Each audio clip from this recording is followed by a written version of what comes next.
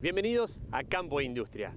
En el programa de hoy vamos a compartir entrevistas exclusivas que le realizamos a técnicos del INTA, profesionales sobre la protección de cultivos de soja. Me estoy refiriendo a Federico Mazzoni, Germán Schlie y Marcia Trocero. Con ellos abordamos distintas temáticas para cuidar el cultivo en un año bastante particular, teniendo en cuenta que los suelos carecen de agua y están sufriendo el estrés hídrico, más allá de las precipitaciones que hemos tenido en esta semana. Pausa y a la vuelta las notas. Cooperativa Guillermo Lehmann presenta su revolucionario sistema de engorde Lehmann con Afiber. Sencillo, práctico y efectivo.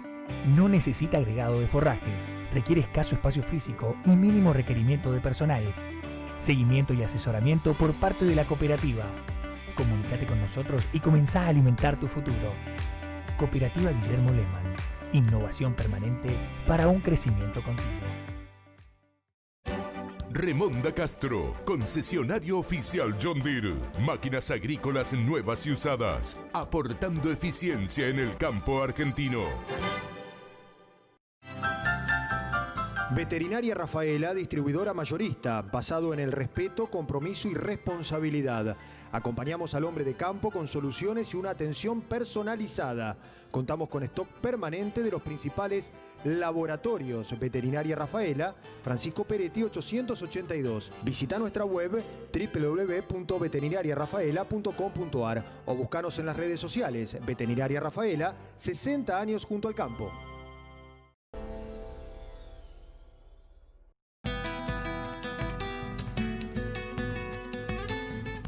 Campo e Industria presente en la Estación Experimental Agropecuaria del INTA Rafaela. A mi lado se encuentra el licenciado en Biodiversidad Federico Mazzoni, que ya ha pasado por estos micrófonos en reiteradas oportunidades. Ha sido uno de los técnicos que ha participado de este encuentro virtual para hablar sobre protección del cultivo de soja en un año bastante signado por la sequía. Y precisamente con él hablaremos acerca de las arañuelas, de los trips, para ver cómo cuidar al cultivo y prevenir en un año marcado por la sequía. Bueno, Fede, gracias por estos minutos con Campo e Industria. Bueno, tu temática fue bien particular, a propósito de esto que hay que prestarle atención como siempre, pero me parece que en este año mucho más, ¿no? Comentanos un poquito. Sí, bueno, buenas tardes, Maxi. Un poco la idea, considerando los pronósticos trimestrales de sequía, es decir, de temperaturas superiores a los promedios históricos y lluvias por debajo de la normal, decidimos darle lugar a este tipo de organismos, los trips, las arañuelas, que son reductores de la fotosíntesis, es decir, acá no consumen el área foliar, ¿no es cierto?, del cultivo, sino que generan una disminución en la fotosíntesis. Son plagas, son organismos muy pequeños, pocas veces los tenemos en cuenta, a pesar de que todos los años los tenemos en el cultivo. Pero claro, con estas particularidades del clima y avisorando una campaña de déficit hídrico o térmico hídrico, es muy probable que tengamos estos trips, estas arañuelas en la implantación del cultivo. Entonces decidimos darle lugar a estos organismos para tratar de hacer foco en el cultivo durante el monitoreo en las etapas vegetativas y por supuesto que aún mayor los muestreos en las etapas reproductivas, ¿no es cierto? Una de las tareas o de las acciones tendientes en el campo, desde el momento cero, desde que se siembra, hablas del monitoreo, obviamente después ir controlándolo a lo largo de la campaña. ¿Y qué impacto precisamente pueden tener estos bichitos que mencionás? Bien, principalmente, es decir, los podemos tener desde la implantación, el estado de cotiledón, en las etapas iniciales, que ahí es donde tenemos que proteger las plantas por metro cuadrado, ¿no es cierto?, para alcanzar una población que nos permita, ¿no es cierto?, que el cultivo se afiance para lograr cerrar ese entresurco y no tener mayores problemas a R3 con el cultivo ya completamente cerrado para lo que es el inicio de la formación de las vainas, ¿no es cierto? Puntualmente hay que intensificar los muestreos en el periodo crítico R4, es decir, fin de la formación de las vainas, ¿no es cierto?, e inicio de la formación de los granos, hasta fin de la formación de los granos, pero puntualmente en el periodo reproductivo, digamos, de R3 a R5, ¿no es cierto?, básicamente. Y lo que hay que hacer es arrancar una planta debajo del canopeo, poder levantarla y observar si tenemos estos individuos, estas ninfas, coloración con colores amarillos, ¿no es cierto?, que son los inmaduros que están debajo de la lámina de la hoja, y vamos a ver pequeñas manchas blancas, que eso es ellos succionan la savia del cultivo y esas células se tornan de color primero blanco y después marrón, es decir, se necrosa el tejido, se destruye la célula, por lo tanto se destruyen los cloroplastos, que es el órgano encargado de la fotosíntesis. Si no tenemos fotosíntesis, pocas veces vayan, digamos, no va a ocurrir que vayan al grano, ¿cierto? Que es lo que nosotros queremos producir. Cuando se habla de bichitos, puntualmente estos que estás marcando, hay que tener cuidado, pero en esta biodiversidad y con tus conocimientos y vasta experiencia, hay bichitos positivos también. ¿Cabe encontrarlos en este escenario de sequía? Totalmente, sí, siempre ellos están y justamente hacemos hincapié en los estados vegetativos tempranos, alrededor de 4 o 5 hojas del cultivo, que en general se hacen muchos tratamientos para malezas, para gramíneas, ¿no es cierto? O para malezas de hoja ancha. No ir acompañado con un insecticida justamente porque estamos destruyendo a estos organismos benéficos, sean el complejo de Orius, Geocoris, Navis, chinches, que son, u otros organismos parasitoides también, que son muy importantes desde el punto de vista del control biológico. Es decir, esas aplicaciones tempranas no surten efecto, sino que nuestro efecto es, digamos, contraproducente, y lo que provoca es una resurgencia de este tipo de plagas que tienen una tasa de crecimiento de tipo exponencial, digamos, es decir, no va a ser un crecimiento gradual, sino que cuando se le dan las condiciones del medio, como las ocurridas, ejemplo, en las campañas 2008, 2009 o también 2017, 2018, se le dan las condiciones estas de sequía, ¿no es cierto? Y ellos incrementan abruptamente sus densidades poblacionales. Por supuesto que luego, en el periodo crítico, muchas veces no llegan estos organismos benéficos justamente a cumplir ese rol ecológico en el sistema, y muchas veces tenemos que entrar con alguna alternativa química para disminuir un poco su densidad poblacional a valores que no nos causen un perjuicio económico en el cultivo. ¿Cómo fue o cómo es esta experiencia en la cual todos nos estamos ayornando de encuentros virtuales? Esta temática que siempre abordás, este tipo de notas las hemos hecho siempre a campo, en donde al productor y a los profesionales, a nosotros también nos gusta estar, pero me parece que los conceptos son bien claros, independientemente de la plataforma o la cuestión de la presencialidad. Sí, bueno, Max, es una nueva modalidad, en esto nos adaptamos todos a estas circunstancias, así que hay que buscarle la vuelta. Tratamos digamos, de participar de estos encuentros de Zoom, ya sea para reuniones informativas, para tomar cursos, capacitaciones, así como también para brindar al sector, ¿no es cierto?, los avances de las investigaciones que se desarrollan en la experimental. Y bueno, creemos que es una instancia nueva, pero que nos supimos adaptar a las circunstancias, y que bueno, esto aparentemente va a continuar y tiene sus beneficios, ¿no es cierto? La última, porque me llama la atención y también me despierta curiosidad, porque uno habla con expertos en malezas y campaña a campaña van apareciendo a lo mejor nuevos biotipos, resistencias y demás. ¿Cómo es en esta comunidad en la cual vos tenés conocimientos? Yo le digo bichitos, está mal, pero ¿son todos los años iguales? ¿Depende mucho de el clima? ¿O van apareciendo cosas nuevas que implican también adaptarse desde el punto de vista profesional? Bien, no, a ver, hay nuevas tecnologías en los cultivos, ya sea en maíz, por ejemplo, las tecnologías BT, así como también en soja, tecnologías BT que por ejemplo, lo que funcionan para evitar el daño de determinadas orugas en el sistema, es decir, nosotros modificamos el sistema. Por lo tanto, es posible esperar un nuevo escenario en cuanto a lo que tenga que ver con plagas y organismos benéficos en los sistemas, por un lado. Por otro lado, por supuesto que también las condiciones del ambiente, sean de temperatura, es decir, variables físicas o variables, digamos, de las precipitaciones mismas, es decir, los componentes climáticos, digamos, conllevan a la mayor o menor abundancia de los distintos tipos de organismos, ¿no es cierto? En campañas húmedas es muy probable tener mayor cantidad de hongos entomopatógenos, que son muy aliados nuestros en lo que es el control biológico natural. En campañas digamos, secas como este tipo es posible esperar pequeñas plagas como estas arañuelas, estos trip, mosca blanca, nicios, es decir, chinche de la semilla u otros organismos. Año tras año, campaña tras campaña son diferentes, quiero decir, ¿no es cierto? Siempre, y más sobre todo en el caso de los insectos, que dependen justamente de las condiciones del ambiente. Ellos no regulan su temperatura corporal, la temperatura se la determina el ambiente, y los ciclos biológicos van a ir cambiando, ¿no es cierto?, en función de las condiciones del medio. Fede, ha sido claro como siempre, te agradecemos compartimos estos minutos con Campo e Industria y en algún momento de este año o de lo que viene seguramente seguiremos en contacto para compartir y aprender sobre todo lo que es la biodiversidad. Bueno, muy bien Maxi, cómo no, y a disposición cuando quieran.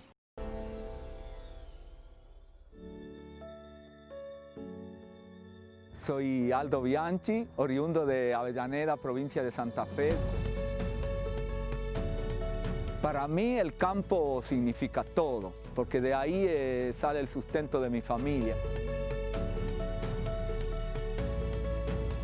Que haya más New Holland en el campo significa que tienen la tecnología que nos brinda todo lo que nosotros necesitamos. Siento un vínculo con la marca como que me acompaña, va a la par mío.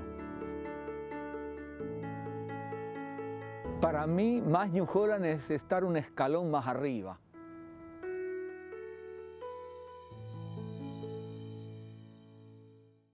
Gracias a la responsabilidad y la conducta de todos los rafaelinos, estamos transitando la etapa de distanciamiento social. ¿Qué tenemos que hacer para seguir cuidándonos? Mantener el distanciamiento físico recomendado de 2 metros. Lavarnos las manos frecuentemente con agua y jabón o alcohol en gel. No llevarnos las manos a la cara. Usar tapaboca correctamente colocado. Y cumplir en todas las actividades con los protocolos y recomendaciones establecidos. Para seguir avanzando, tenemos que asumir el compromiso individual de cuidarnos. Seamos solidarios. Si te cuidás vos, cuidás al otro.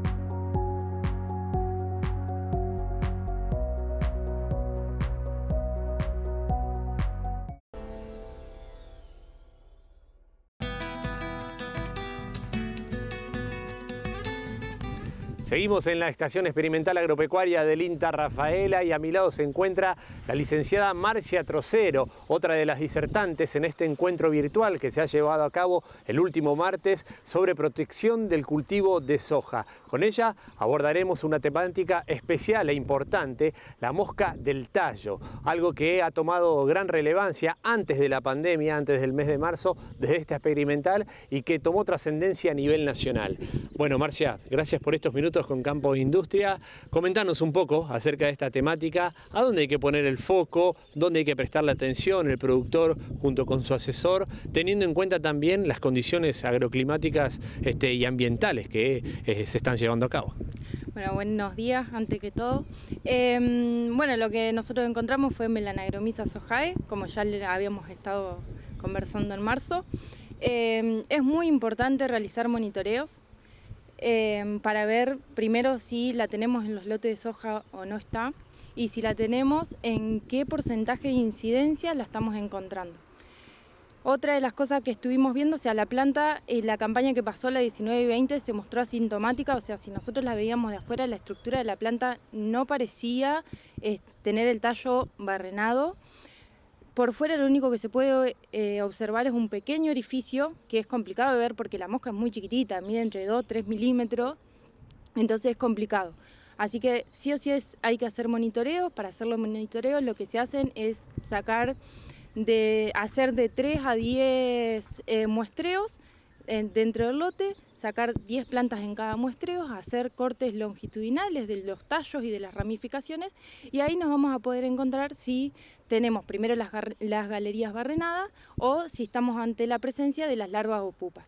Estas larvas o estas pupas desarrollan su periodo dentro del tallo, entonces dentro de los tallos nosotros nos vamos a encontrar con las larvas o las pupas de este insecto.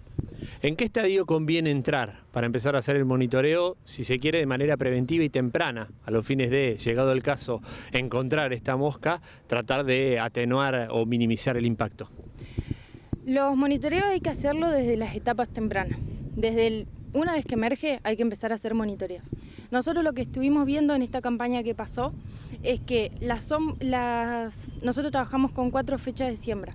Hicimos evaluaciones en siembras de noviembre, siembras de diciembre, enero y febrero. Y pudimos ver que las siembras de noviembre y la siembra de diciembre tuvieron menor porcentaje de incidencia de Melanagromyza con respecto de las siembras de enero y febrero. En varios de los muestreos que realizamos en siembras tempranas nos encontramos con que muchos no te presentaban daño, muchos de estos muestreos. Entonces, por eso una de las recomendaciones es, primero, monitorear desde que emerge la planta. Y segundo, tratamos de aconsejar de que se vuelquen más por las siembras más tempranas y no tan tardías. Porque otra de las cosas es que no hay ningún producto químico registrado para el control de dípteros, y menos para esta especie que es completamente nueva en nuestro país. Entonces, control químico, no hay nada de investigación en nuestro país y además no hay ningún producto registrado. Entonces, lo único que podemos hacer por el momento es tratar de ir manejando con fechas de siembra y tratar de... Esta especie lo que tiene es que tiene preferencias por una familia de planta en particular, en este caso es la familia de las fabáceas. Por ende tenemos que tratar de no sembrar soja sobre soja, tratar de evitar las rotaciones de familias de las fabáceas. A propósito de lo que comentás, que han advertido el impacto más leve en las siembras tempranas que las tardías, se me ocurre la pregunta, vos me dirás cómo viene la mano con este tema, con las condiciones climáticas, ¿no? Porque en las siembras tardías impera las altas temperaturas, la escasez de precipitaciones y bueno, nosotros ya venimos, más allá de estas precipitaciones que hemos tenido esta semana, se advierte un año, como se dice habitualmente, niña. ¿Aún en la siembra temprana podría tener incidencia esta situación? Nosotros por ahora lo único que tenemos investigado fue la campaña 19-20, donde no tuvimos problema de agua, donde sí estuvimos evaluando el tema de rendimiento, o por lo menos lo que pudimos hacer fue evaluar en los distintos estratos de la planta, evaluar si había pérdida de vaina o no.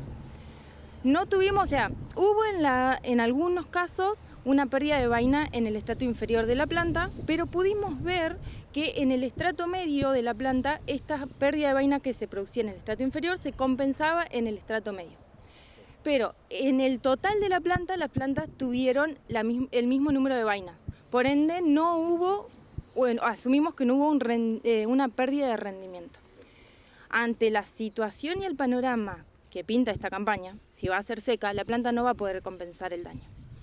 Entonces, con más razón es que se pide, o sea, que se inclinen a siembras más tempranas, tratando de evitar la mayor densidad poblacional de Melanagromyza, que sabemos que se da en siembras de enero en adelante.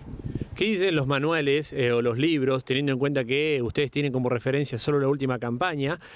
Yo recuerdo bien que ha tomado trascendencia nacional este descubrimiento aquí en los lotes o en los ensayos de INTA, pero ¿qué dicen los libros respecto a las pérdidas puntualmente? Bueno, con respecto a Brasil, se reportaron pérdidas de alrededor del 21%. Con respecto a Paraguay y Bolivia, hubo pérdidas de hasta el 70%. Pero el sistema de siembra de Paraguay y de Bolivia, esa zona, es muy distinto al nuestro. Ellos tienen 2 fechas de siembra. Ellos hacen fechas de siembra en octubre, y la otra fecha de siembra generalmente es en enero y febrero. El mayor problema que presentan es en las siembras de enero, febrero y demás, que ahí es donde encontraron la mayor pérdida de rendimiento. Marcia, te agradecemos estos minutos con Campo Industria, ha sido muy clara, seguramente te volveremos a molestar. Vamos a ver cómo se comporta la mosca del tallo esta campaña, teniendo en cuenta estas condiciones ambientales que están proliferando. Bueno, muchísimas gracias a ustedes. En la experimental agropecuaria del INTA Rafaela continuamos capacitándonos, aprendiendo con los que saben. En este caso nos encontramos con el ingeniero agrónomo Germán Schlie. Él también fue orador y disertante de este encuentro virtual desarrollado con la temática especial sobre protección del cultivo de soja. ¿Con qué enfermedades nos podemos encontrar en esta campaña asignada por la sequía? Bueno, él mismo nos va a reportar su informe. Bueno, Germán, gracias por estos minutos con Campo Industria. La pregunta está hecha, vamos a ver a partir de la respuesta con qué nos podemos encontrar. ¿Qué tal, Maxi? Buenos días. Bueno, básicamente ayer lo que hablamos es un poco de cuáles son las perspectivas de esta campaña. Si bien son campañas en las cuales los pronósticos están dando como niña moderada, es esperable, se puede esperar que tengamos precipitaciones cercanas a las medias o por debajo, pero bueno, eso siempre es muy particular de cada lote. Entonces, principalmente lo que nosotros tratamos siempre de abordar en las charlas es darle herramientas tanto al asesor, al productor, para la toma de decisión y cuáles son las distintas herramientas que tienen hoy presentes para el manejo de todas estas adversidades en soja, ¿no? Los chicos primero hablando de la parte de insectos y bueno, y después un poco de enfermedades. Y a propósito de las enfermedades, ¿con qué nos podemos encontrar en un año muy particular, más allá de la pandemia, yendo a la cuestión ambiental y agronómica? Porque se advierte la falta de precipitaciones más allá de las lluvias que hemos tenido. Veremos qué es lo que pasa hacia adelante. ¿Este escenario es propicio para encontrarnos con qué? Bueno, en general nosotros siempre hablamos que podemos dividir un poco en grupos de enfermedades y en una primera parte nosotros mencionábamos mucho o tratábamos de hablar de lo que son las enfermedades vasculares. Siempre hablamos y hacemos mucho hincapié en tener en cuenta la calidad de semilla que vamos a sembrar, sobre todo si esperamos que el desarrollo del cultivo no sea abundante, bueno, tratar de tener la mejor calidad de semilla para generar una plántula vigorosa y de buen crecimiento. En general nosotros mencionábamos un poco, bueno, tener cuidado de eso, la semilla, y también algunos aspectos como enfermedades vasculares referidas a lo que es fusarium, o puede llegar a ser macrofomina, una enfermedad que está asociada a estreses hídricos y térmicos ya cerca de los estados reproductivos. Después, en cuanto a las famosas enfermedades de fin de ciclo, las enfermedades foliares, eso va a depender muy particularmente del lote en cuestión, es decir, la cantidad de eventos pluviométricos, la cantidad de milímetros acumulados, condiciones de humedad relativa, mojado foliar, porque el inóculo, es decir, en los rastrojos o semillas, generalmente ya tenemos el patógeno. Entonces ahí, bueno, lo que tratamos es brindarle herramientas en función de esas enfermedades de fin de ciclo. Y a propósito de lo que comentabas, me quedo con las enfermedades que pueden llegar a aparecer a partir de este escenario de poca agua en los lotes y en el suelo. Hablabas del fusarium. ¿Cómo se detecta? ¿Cuándo es conveniente empezar a monitorear el lote, a recorrerlo, en qué estadio y también qué impacto puede tener en caso de que uno no haga bien los deberes? Bueno, en general, si nosotros tenemos que caracterizar, por ejemplo, a Fusarium, la prevalencia es bastante alta. O sea, en todas las campañas, lotes que vayamos, siempre vamos a encontrar alguna planta o rodales de plantas. Todas las acciones, como les mencionaba anteriormente, siempre las tenemos que hacer previo a la siembra, partir de una buena calidad de semilla. Son habitantes del suelo, por eso su manejo es muy difícil, pero hoy en día la mejor herramienta que tendríamos para disminuir las pérdidas que puede llegar a generar Fusarium es la elección de cultivares. Los colegas de Marco Juárez, ellos generan una evaluación donde hacen perfil sanitario en función de esta enfermedad para muchos cultivares, y bueno, eso es una buena herramienta, la elección de cultivar para hacer frente. Ya después las otras estrategias pueden ser muy erráticas porque al ser patógenos habitantes del suelo es muy complicado su control. Y comparando con la campaña anterior, que has tenido también posibilidad de relevar lotes, ensayos, aquí, ¿qué puede vislumbrarse para esto que viene? Mirá, es como te mencionaba, va a estar muy dependiente de esas precipitaciones en torno a los estados reproductivos. Generalmente en la región nosotros lo que estamos viendo es ya muchas veces hacia inicio del periodo de cultivo y luego en estadios reproductivos el avance de mancha marrón, que es muy dependiente de la lluvia para ese ascenso vertical de la enfermedad. Y lo que estamos viendo ya hacia estados reproductivos, y es la que muchas veces está disparando las aplicaciones, es lo que llamamos tizón de la hoja por Cercospora kikuchi. En general, nosotros vemos que hay una alta prevalencia de estas enfermedades, es decir, que en muchos lotes las encontramos, pero su intensidad, le podríamos decir, su severidad, los umbrales de control varían. Varían porque hay lotes que encontramos con mayor infestación, menor. Bueno, justamente lo que hablábamos ayer es mucho de esto, cómo monitorear estas enfermedades, qué ir teniendo en cuenta, ya sea si en estrato superior, inferior, a la hora de la toma de decisiones. ¿El impacto que pueden tener en el final de la campaña en el cultivo? Bueno, eso es variable en función de esa intensidad que les mencionaba, pero bueno, tenemos distintos reportes, pueden andar entre el 15 y el 20% en función de ese nivel de intensidad. Justamente también va a venir muy dependiente del potencial que tengamos del cultivo ese año. Germán, gracias por estos minutos con Campo e Industria. Es como siempre, ha sido un placer y nos llevamos aprendizaje. Del otro lado, seguramente los productores y Doña Rosa, como habitualmente se dice, también han tenido una clase intensiva con ustedes aquí en el Inter Rafael. Así que gracias. No, muchas gracias a vos, Maxi, y a toda tu audiencia. Cooperativa Guillermo Lehmann presenta su revolucionario sistema de engorde Lehmann con Afiber. Sencillo, práctico y efectivo. No necesita agregado de forrajes, requiere escaso espacio físico y mínimo requerimiento de personal. Seguimiento y asesoramiento por parte de la cooperativa. Comunícate con nosotros y comenzá a alimentar tu futuro. Cooperativa Guillermo Lehmann. Innovación permanente para un crecimiento continuo.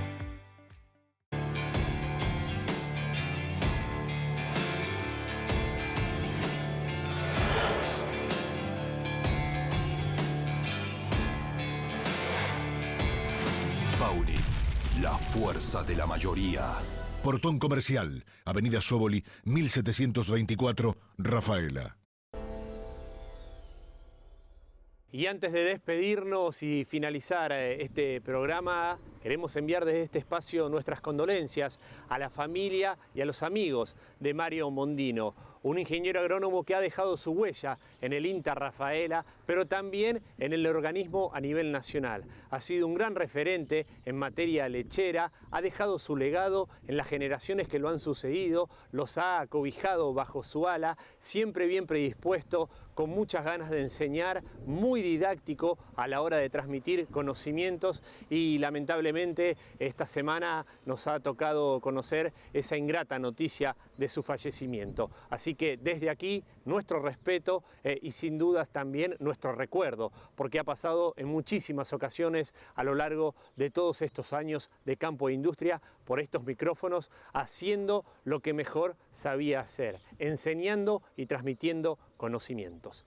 Y ahora sí, vamos a dar el cierre formal a esta emisión especial de Campo e Industria desde el INTA Rafaela. Esperemos que los hayan disfrutado. Estas charlas del INTA Rafaela y estos encuentros virtuales los pueden buscar en el canal oficial de YouTube que tiene allí la Experimental en esa red. Y nosotros agradecemos también a las repetidoras que hacen posible nuestra llegada a la región. Si se quedaron con ganas de ver este programa, sin dudas también nos pueden buscar como siempre en YouTube, en nuestro canal oficial.